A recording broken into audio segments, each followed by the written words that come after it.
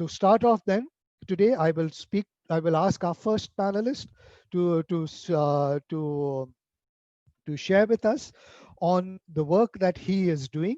And our first panelist today is Mohamed Zarkani. He is the Chief of Mission of IOM in Bahrain.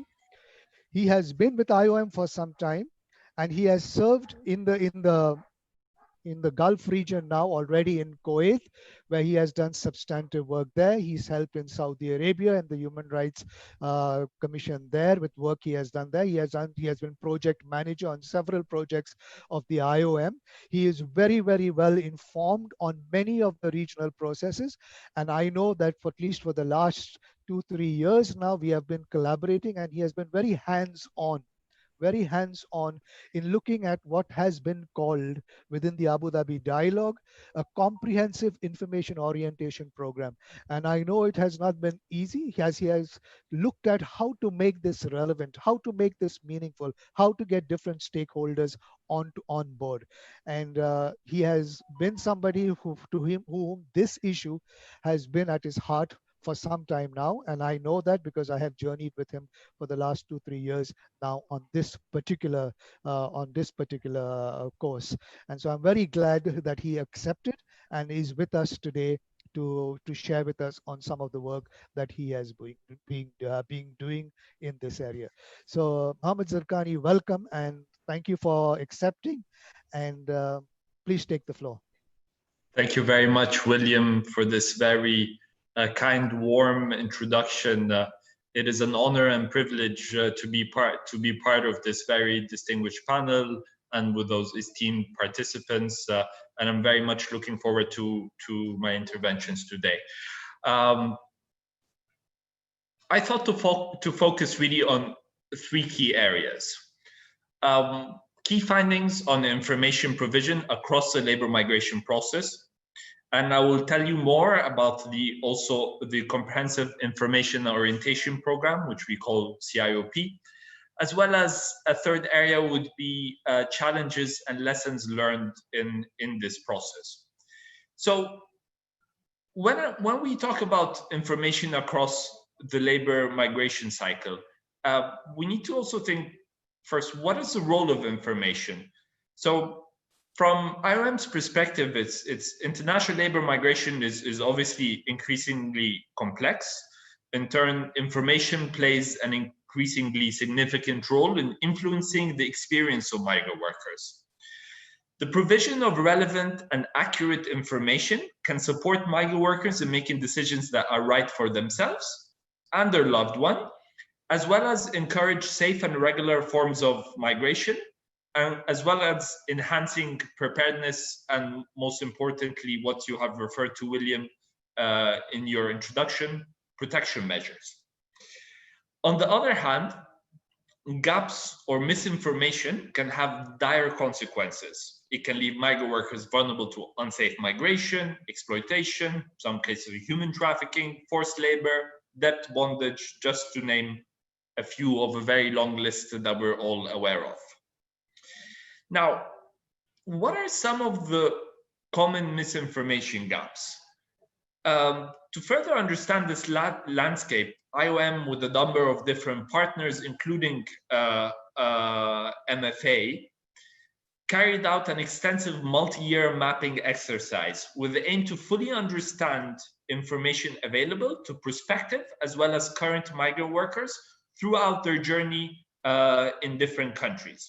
So we focused on 3 stages. The first stage being pre-employment, also known as pre-decision, which is a point which a prospective migrant worker is deliberating on the feasibility of foreign employment. We found very few countries have a formal and structured pre-employment orientation program, I think with the exception of the Philippines. Relevant information was mostly found to be part of other programs such as anti-trafficking or decent work initiatives. Also, we have a lot of efforts as well from grassroots organizations, civil society organizations, in which they had more those awareness raising programs. I remember always fondly my good colleague and friend from ILO, Shabari, who tells me, Mohamed, pre-employment orientation, this happens under a banyan tree, in which we talk informally. It's not a classroom. It's not something that is provided in a structured manner. It is literally a nice conversation under a banyan tree, where we talk about how would it look like if I decide to go and work abroad. And I take this to heart, and I think because it's very important that we look at delivering orientation already in a context that we know is relevant and would be the most adequate for the individual, for the prospective migrant to make their decision. So our takeaway as well is that there is not enough tailored and accurate information that is provided to effectively support the decision-making process of those going or thinking of going abroad for work. So we ask, do they have the tools to be able to fully understand what the process of labor migration actually entails? Develop healthy and realistic expectations, self-reflect on the competitiveness of their own skill sets, know of the different vocational training opportunities available to them locally. We found there is major gaps in this information, which again has led to many situations of migrants arriving to the country of destination, going through severe homesickness experience and wanting to return, or not integrating well in the country of destination, as well as obviously fall into different potential situations of exploitation when it comes to the recruitment process itself. So that's for the pre-employment orientation phase. For the pre-departure orientation phase, which a migrant worker has already signed an employment contract, as in the process of completing the relevant procedures before leaving his or her home country to go abroad for work. Pre-departure, as we all know, is very well established. Most of the countries that we looked at specifically in Asia have very well established formal institutionalized program for pre-departure orientation. However, we found sometimes that the timing and information of many of these programs are not always aligned. For example, in pre-departure sessions that focus on the importance of costs and the steps for safe recruitment, participants would have already invested significant time and resources in their journey, and therefore would be less inclined to deter. Or, for example, sessions that outline in some countries of destination a copy of a birth certificate may be required to open a bank account. Many migrant workers have already left their hometowns, are already in the capital, making it too late to get this documentation. This will be information will be more effectively delivered, obviously, before this point. So there is a bit of gap in when the information is delivered and what information is delivered. Then we have the post-arrival orientation, which is the stage where the migrant workers have obviously already arrived in the country of destination and is settling into a new routine and workplace. We found that only a few of the countries surveyed had a formalized also post-arrival orientation program. Information for migrant workers can originate from relevant government institutions of the country of destination, diplomatic missions, migrant community networks and organizations. Frameworks centralizing the provision of information are sporadic, to say the very least, and standardizing some of these components would be actually a very key approach. Post-arrival orientation program does not only act as an opportunity to reinforce key information, but also helps migrant workers understand how to navigate the laws and socio-cultural norms of the country of destination, where to go if they need help, and what their rights and obligations are. I mean, I don't want to delve more into those three areas because I think we're going to be discussing them throughout the 2 hours anyways. So maybe I'll just give you a bit of a snapshot on the Comprehensive Information Orientation Program, CIOP. So what is CIOP basically? Um, it was actually initially spearheaded by the government of Philippines and later adopted as a regional initiative of the Abu Dhabi Dialogue in around the year 2014. CIOP is rooted in the idea that information should be tailored, accurate, and harmonized throughout the experience of migrant workers. It ensures that the right information is delivered at the right time, as well as optimizes knowledge retention while identifying synergies. For this, it focuses on conceptualizing and developing tailored orientation specifically for these three key points in the labor migration cycle. Based on some of the findings of the mappings that we did and the insights, CIOP has developed orientation modules and training material that addresses the information needs of migrant workers at different points in their journey. I'm very happy to share a link to those guides and modules for the use of participants today. So IOM is currently working closely with a number of governments to actually pilot CIOP and to understand how harmonized and accurate information may have a different impact on migrant workers that have received the orientation as institutionalized now, specifically looking at the Asia GCC corridor.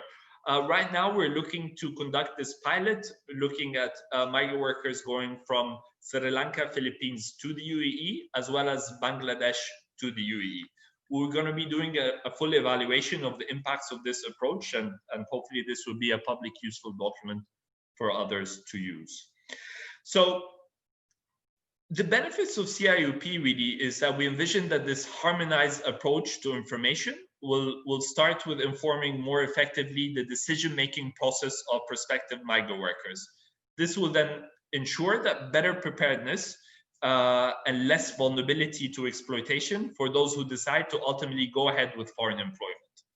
They will be equipped with information on safe recruitment and regular migration, as well as understanding legislation and socio-cultural norms of the country of destination.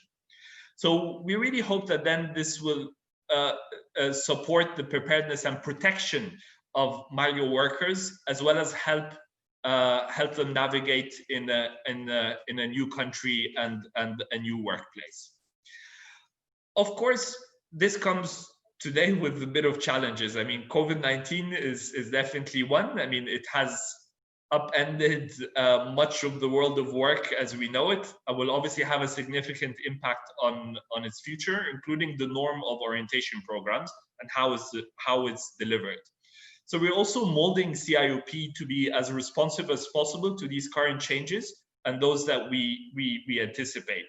For example, how do we reconceptualize our idea of orientation sessions to always safeguard the welfare and safety of beneficiaries and facilitators? Also, what additional information will migrant workers need to be equipped with in a world in which global health concerns are increasingly at the forefront of policies? They would need to fully understand, obviously, the risks, including volatility of certain industry and sectors, as well as relevant regulations and the rights. I think I'll stop here. And I know, because I don't want to speak for too long, but I look forward to potentially touching upon other very key areas of the experience of IOM with orientation, hopefully to the benefit and the interests of participants. Thank you very much. Over to you, William. Thank you. Thank you very much again, Mohamed, because thank you very much for that. And I think it was quite comprehensive in terms of what is happening. But that still, I think you touched upon it in saying that you would like to look at, the need for protection for migrant workers, the relevant information.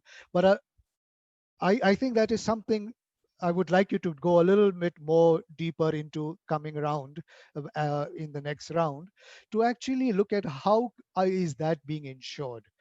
the necessary information, because I know for a fact, and we know this for a fact now during this time of COVID, for example, you would think that in a crisis situation like this, and we've had IOM's program on migrants in countries in crisis. We were involved in the drafting of those guidelines and things like that.